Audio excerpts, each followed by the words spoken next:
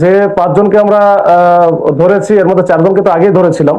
এই চারজনের মধ্যে দুইজন কিন্তু অলরেডি কোর্টে 164 করেছে। তারা এই হত্যার দায় স্বীকার করে, তারা যে কিলিং মিশনে সরাসরি ছিল এটা স্বীকার করে দুইজন অলরেডি 164 করেছে, মানে স্বীকারোক্তিমূলক জবানবন্দি বিজ্ঞ কোর্টের কাছে দিয়েছেন। আর বাদ বাকি যে দুইজন আছে, দুইজন কিন্তু আমাদের কাছে রিমান্ডে আছে এবং তারাও কিন্তু প্রাথমিকভাবে আমাদের কাছে স্বীকার করেছে এবং তারাও ইনশাল্লাহ কোর্টে এই 164 দিবে। আর বাদ বাকি আজকে যাকে নিয়ে আসছি আমরা তার সাথে আসলে কথা বলার বেশি সুযোগ পাই নাই, তো তারটা আমরা দেখি কত, সেও প্রাথমিকভাবে স্বীকার করেছে। এখন কোর্টে গিয়ে বলবে কিনা আমি জানি না।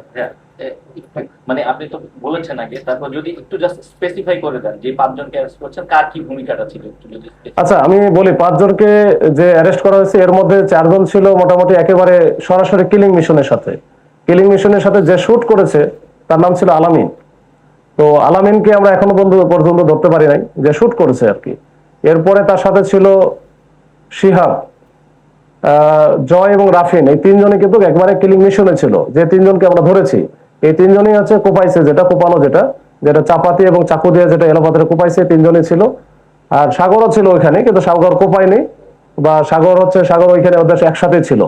এই হচ্ছে চারজনকে আমরা ধরেছি, আলামিনকেও ধরতে পারি নাই। আর পরবর্তীতে এদের যে কোঅর্ডিনেট করছে, এই যে অস্ত্র যোগান দেওয়া, কে কারে কোথায় কি রাখবে এটা করা, এটা হচ্ছে সাকা বা সালাউদ্দিন ওরফে সাগরকে আমরা ধরেছি।